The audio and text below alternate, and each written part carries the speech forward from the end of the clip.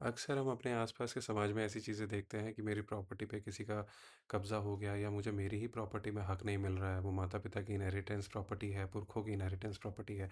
तो वो इनहेरिटेंस का जो है ब्लॉकेज हो जाता है। तो यहाँ पे हमारे पास वृंदावन एस्ट्रो रेमेडीज़ के पास एक ऐसा ही चार्ट रिसेंटली एक नेटिव का आया है, जिसमें उनका प्रॉब्लम स्टेटमेंट यही है कि भई पिताजी उनके रहे नहीं। माताजी के पास काफ़ी कुछ पिताजी का है, लेकिन माताजी बच्चों में किसी तरह की चीज़ें उनको देने से बहुत-बहुत ज़्यादा रिस्ट्रिक्टेड हैं या देती नहीं हैं। अब फ़ाइनेंशियल स्थिति घर परिवार की अच्छी है तो बच्चों को यही लगता है कि वो जो हमारा हक है वो हमें मिलना चाहिए। काफ़ी अच्छी उम्र के सारे लोग हैं, काफ़ी समझदार हैं, काफ़ी एफ्लुएंट फैमिली है, तो उस तरीके से थोड़ा-सा उनके लिए कंसर्निंग एरिया बन गया है। तो मैं आचार्य शरद शर्मा आज वृंदावन एस्ट्रो रेमेडीज़ में गंगा मैया जी के तट से हरिद्वार तीर्थ क्षेत्र से आपके सामने एक ऐसा ही टेक्निकल आरसी लेके आ रहा हूँ जिसमें हम ये ट्राई करने को ट्राई करेंगे बेसिकली कि हमारा यहाँ पे ऐसे कौन-कौन से ग्रहों का मेल है या ऐसा क्या टेक्निकल प्लेसमेंट है बेसिकली जिसमें वजह से इनको ये ब्लॉकेज ऑफ़र हो रहा है, इनका स्मूथ नहीं है इनहेरिटेंस का। तो देखिए यहाँ पे हम देख पा रहे हैं कि स्कॉर्पियो लग्न की कुंडली है और गुरु यहाँ पे लगन में बैठे हुए हैं। एक तो बहुत ही सुंदर ये प्लेसमेंट है गुरु का इनका यहाँ पे वृश्चिक राशि में गुरु बैठे हुए हैं यहाँ पे बहुत ही अच्छा प्लेसमेंट है क्योंकि देखिए लगन में अगर बैठे हैं तो लग्न उनका खुद ही बहुत ही एक सम्मानित व्यक्ति हैं ये अपने आप में बहुत ही धार्मिक हैं, दयालु हैं, स्पिरिचुअल हैं, रिलीजियस हैं for that matter, highly intelligent हैं, विज़डमफुल व्यक्ति हैं, दूसरों की मदद करने के लिए हमेशा तत्पर रहने वाले जैसे लोग हैं। अब देखिए 5th हाउस पे इनकी दृष्टि पड़ रही है, 9th हाउस पे इनकी दृष्टि पड़ रही है, तो चार्ट का एक बहुत बड़ा सेवियर है यहाँ पे जुपिटर का जो प्रेज़ेंस है लग्न में। Education wise he is totally outstanding. तो इन तरह चीज़ों से तो पॉज़िटिव एस्पेक्ट्स हैं, लेकिन हम स्पेशली यहाँ पे ये कॉन्संट्रेट करने का प्रयास करेंगे, ये फ़ोकस करेंगे कि इनकी प्रॉपर्टी का ये जो इनहेरिटेंस का इश्यू चल रहा है बेसिकली वो इस पूरे चार्ट में कहाँ-कहाँ कैसे इम्पैक्ट कर रहा है। तो हम सबसे पहले देखेंगे कि जो लगन द्वितेश है बेसिकली जो सेकंड हाउस के लॉर्ड हैं वो इनके लगन में बैठे हैं गुरु तो यानी कि बहुत अच्छा एक यहाँ पे अगेन एक प्लेसमेंट है। तो इनके पास काफ़ी विज़डम से, नॉलेज से इस तरह का पैसा आएगा, वेल्थ जुड़ेगी और लगन में बैठे हैं तो बहुत ही प्रभावशाली हैं यहाँ पे गुरु। हाउएवर सेकंड भाव में हमने देखा कि यहाँ पे केतु का एग्जिस्टेंस है। साथ ही जब केतु हमारे सेकंड हाउस में है तो ऑब्वियसली उसका अपोजिट में 180 डिग्री पे हमारे पास राहु का एक्सिस बनेगा। तो राहु केतु का एक्सिस जब ये बनता है तो केतु अगर सेकंड हाउस में तो राहु हमारे यहाँ पे 8th हाउस में आ गए हैं। जो राहु यहाँ पे 8th हाउस में बैठे हैं हम देख रहे हैं कि वो मरकरी उसके लॉर्ड हैं, है ना? तो देखिए इनहेरिटेंस का हाउस है ये 8th हाउस। अभी हम इसकी और ज़्यादा डिटेल्स में जाएँगे। इसके अलावा हम यहाँ देख रहे हैं कि जो 4th का लॉर्ड है इनका 4th यानी कि इनका माता का घर हुआ ये इमोशंस, प्रॉपर्टी इस तरह की चीज़ों का जो इनका भाव हुआ ये मातृभूमि का, तो वो यहाँ पे शनि द्वारा रूल्ड है। शनि क्योंकि एक्वेरियस है, कुंभ राशि है, तो शनि इनके उच्च के होठ के 12वें भाव में बैठे हैं। 12वाँ भाव वैसे तो आप सोचेंगे कि व्यय भाव है, दुःख स्थान है, लेकिन यहाँ पे शनि उच्च होके बैठे हैं क्योंकि 7 नंबर राशि में विराजमान हैं। शनि के क्या इन्फ्लुएंसेस हैं, क्या एस्पेक्ट्स हैं, वो एक अलग चीज़ है, उसमें हम नहीं जाएँगे। हम यहाँ पे exactly and only we will focus around the inheritance blockage या रेजिस्टेंस उनके साथ क्यों हो रहा है। साथ में अगर हम देखें तो मार्स इनका 5th हाउस में यहाँ पे विराजमान है, राइट? और जिसका एस्पेक्ट अगर हम देखें 1, 2, 3, 4 राहु पे पड़ रहा है। राहु का राहु भी यहाँ पे मार्स के नक्षत्र में है क्योंकि मृगशिरा नक्षत्र यहाँ पे बन रहा है। तो हमने देखा राहु 8th हाउस में है, मार्स 4th हाउस में है। सॉरी मार्स का 4th एस्पेक्ट है। 4th हाउस का जो लॉर्ड है वो 12th भाव में बैठा हुआ है। तो मदर के साथ देखिए इनका जो कोल्ड नेचर एक रहेगा, एक कम्युनिकेशन गैप रहेगा, बहुत ही ऑब्वियस है यहाँ पे। और इस समय जबकि अगर हमने उनकी कुंडली देखी है तो इस समय उनका जो मून के अंतर्गत मून की महादशा के अंतर्गत सैटर्न की ही अंतर्दशा चल रही है तो ये एक बहुत ही कोल्ड और एक टेंस सिचुएशन है इनकी कुंडली को देखते हुए इनकी मदर से इनकी बिल्कुल कम्युनिकेशन अच्छी नहीं है। तो एंसेस्ट्रल प्रॉपर्टी या इनहेरिटेंस के मैटर्स में इस तरह की प्लेसमेंट्स नेटिव के लाइफ में एक कार्मिक बेटर फील्ड की तरह एग्जिस्ट कर रही हैं। देखिए केतु यहाँ पे सेकंड भाव में आ गया जो कि वेल्थ का हाउस है, कुटुंब का हाउस है, खाने का स्पीच का हाउस है और 8th हाउस में जो इनहेरिटेंस का भी हाउस माना जाता है मेजरली ट्रांसफॉर्मेशन का, वहाँ पे राहु बैठे हैं। तो ये सिंपल ट्रांसफरेबल वाली प्रॉपर्टी का स्टोरी है ही नहीं। इसमें बहुत सारा डिले है, पेपर वर्क है क्योंकि मरकरी इसके लॉर्ड हैं 8th हाउस के। देखिए मरकरी यहाँ पे 11th हाउस के लॉर्ड हैं और 8th हाउस के लॉर्ड हैं और वो माताजी के घर में जाके बैठे हुए हैं।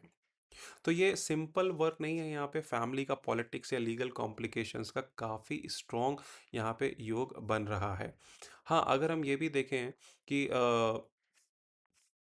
इस चार्ट में बेसिकली अगर हम मून और मार्स की बात करेंगे तो मून किसका कारक है? माता का कारक है।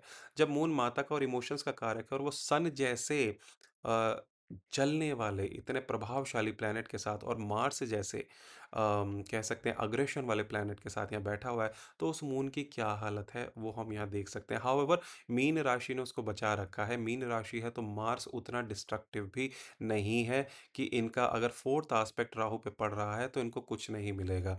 हमारी ऐसी एनालिसिस है ओवरऑल जो इनका हमने डी4 चार्ट देखा है, डी45, डी60 जो हमने दूसरे चार्ट्स में इनके देखे हैं, हमें ऐसा लगता है कि थोड़ा डिले रहेगा, लेकिन इनकी जब अभी मून में मरकरी की दशा अंतर्दशा बेसिकली जब जुड़ेगी अक्टूबर 2026 से, that time definitely he will be getting kind of an approvals of the documents, या इनका जो भी बातचीत है कम्युनिकेशन रीस्टैब्लिश हो सकता है, इनके डॉक्यूमेंटेशंस को अप्रूवल मिल सकता है, इनकी जो इनहेरिटेंस है वो एटलीस्ट अनब्लॉक हो सकती है।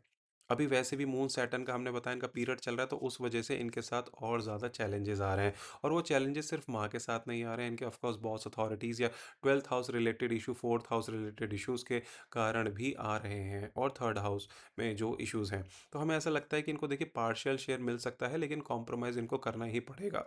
लेकिन देखिए यहाँ पे एक बड़ा इंटरेस्टिंग फैक्टर ये है कि इनका इतना हम ये भी देख रहे हैं कि सेकंड हाउस के जो अधिपति हैं, जो लॉर्ड हैं, वो लगन में बैठे हैं, तो इनकी अपनी कमाई हुई वेल्थ और ज़्यादा मजबूत रहेगी।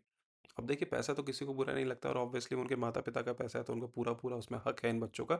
लेकिन बात कहने का ये है कि उससे भी ज़्यादा ये अपने एसेट्स, अपनी चीज़ें कमा पाएँगे। लेकिन हाँ, परिवार में जो इनका एक कुटुंब का अभाव जिसे कहा गया, क्योंकि वहाँ केतु विराजमान है, तो उससे इनको डिससैटिस्फैक्शन रहेगा, एक आइसोलेशन रहेगा, बहुत ही डिससैटिस्फाइड रहेंगे, और इनके जो उससे डिटैचमेंट भी रहेगा। जैसा कि इन्होंने माना कि हाँ, इनके भाई-बहनों में या इनके रिश्तेदारों में इनका अब वो वाला फीलिंग नहीं रह गया है, क्योंकि काफ़ी कुछ इनकी लाइफ में इस तरह के कॉम्प्लिकेशंस चल रहे हैं, जिस वजह से इनका इनहेरिटेंस ब्लॉक हो रहा है। तो सक्सेशन है, एंसेस्ट्रल प्रॉपर्टी है, इनहेरिटेंस है, इस तरह की चीज़ें यहाँ पे कॉम्प्लिकेट कर रहे हैं। और काफ़ी इस चीज़ के ऊपर इनके डिस्कशंस और ये सब चल रहे हैं, बट वो मतलब पूरे नहीं पड़ रहे हैं।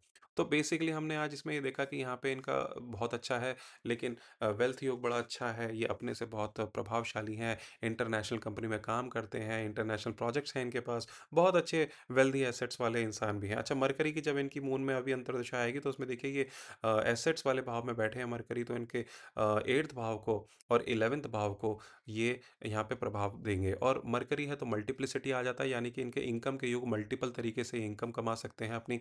सिमिलरली इनको एसेट जो होंगे वो भी मल्टीपल तरीके से इनके पास आ सकते हैं। तो ऐसा नहीं है कि बिल्कुल कुछ नहीं मिलेगा, इसकी तो बहुत ही लो प्रोबेबिलिटी है। हाउएवर हाँ, ये है कि कुछ नेगोशिएटेड सेटलमेंट हो सकता है, क्योंकि मार्स है, सॉरी मरकरी है, तो यहाँ कुछ ना कुछ इनका जो इनहेरिटेंस है वो कहीं न कहीं मरकरी के साथ नेगोशिएशंस पे, कॉन्ट्रैक्ट बेसिस पे, डॉक्यूमेंटेशन पे आगे बढ़ेगा। तो डिनायल के इंडिकेटर्स हमने यहाँ देखे कि देखिए राहु 8th हाउस में आ गया था, यहाँ पे केतु 2nd हाउस में आ गया, सैटर्न बैठे हैं 12th हाउस में, और राहु का मार्स के साथ संबंध बन रहा है, 4th एस्पेक्ट बन रहा है, जिसको अंगारक योग भी कहा जाता है। तो इस तरह की चीज़ें जब ये आ जाती हैं, इसके साथ में हमने डी4, इनका डी1 और ये सब देखा, तो देखिए सैटर्न जब इम्पैक्ट करता है तो हमने जैसे पहले भी बताया कि या हम जो एस्ट्रोलॉजी के फॉलोवर्स हैं वो जानते हैं कि सैटर्न क्या होता है, डिले हो सकता है लेकिन डिनायल नहीं होता है। एड़ियाँ रगड़नी पड़ सकती हैं किसी चीज़ के लिए, या मैच्योरिटी का एक गेन करना पड़ सकता है, उसी के बाद इनको उसका फ़ायदा या उसका जो फल है बेसिकली वो मिल सकता है। तो इनमें सेल्फ मेड वेल्थ क्रिएट करने की बहुत अच्छी कैपेसिटी है, और अंत में कुछ ना कुछ इनका रियलाइज़ेशन का योग डेफ़िनेटली बनेगा। अब मदर के साथ ऐसा होता है, देखिए रिस्पेक्ट तो है माँ के लिए, क्योंकि शनि है तो रिस्पेक्ट तो है, लेकिन इनकी काफ़ी कोल्ड रिलेशनशिप अपनी मदर के साथ बन रही है। अगर हम यहाँ पे देखें सैटर्न की वजह से मदर का कारक जो है मून है, वो सन और मार्स के साथ बैठा है, जैसे हमने पहले भी इस चीज़ को बताया था। तो आसानी से यहाँ कुछ नहीं इनको मिल रहा है, बट ये है कि पूरे चार्ट में सबसे बड़ा पॉइंट जो हमें पेन पॉइंट इनका वही लगा कि राहु केतु का यहाँ पे इन्वॉल्वमेंट हो गया, तो इनका कहीं न कहीं ये कार्मिक इश्यूज़ हैं कि फैमिली डिस्प्यूट्स मेनली वो इनहेरिटेंस की वजह से ज़्यादा इनका जिसे कह सकते हैं प्रॉब्लमैटिक हो गया है, और वो इसीलिए रिपीट कर रहा है। तो हमने इनको यही बोला है कि आपकी ये जैसे मरकरी की जब अंतर्दशा आएगी तब उसमें थोड़ा-सा मॉडरेट थोड़ा-सा फ़ायदा होगा इनको, और उसी के चलते आप उसी से रिलेटेड ऐसी रेमेडीज़ भी अपने ओवरऑल चार्ट बेसिस पे कर सकते हैं। एनीवे हम इसी के साथ इस वीडियो को कंक्लूड करते हैं यहाँ पे। आई होप आपने यहाँ पे कुछ नया सीखने को हम सबको मिला होगा कि केतु और राहु कैसे एक इनहेरिटेंस को ब्लॉक कर सकते हैं, कैसे उच्च का सैटर्न भी माँ के साथ यहाँ पे जो माँ का भाव है, कारक है मून का, उसको कैसे इम्पैक्ट कर रहा है, जबकि डायरेक्ट आस्पेक्ट नहीं है सिक्स पे, but still it's influencing the moon, and उसके साथ मार्स भी है और सन भी है। तो किस तरह से चीज़ें यहाँ पे कॉम्प्लिकेट हो रखी हैं इनके जीवन में। बट इनके चार्ट में एक बहुत बड़ी जो हमने चीज़ देखी वो देखी कि भगवान गुरु की इनके ऊपर बहुत बहुत कृपा है। कहीं न कहीं ये मीन राशि के क्योंकि जातक हैं, तो भगवान विष्णु की इनके जीवन पे अत्यधिक कृपा बनी रहेगी। ऐसी हमारी कामना है, ऐसी हमारी इनके लिए एक्सपेक्टेशंस हैं। इसी के साथ इस वीडियो को कंक्लूड करते हैं।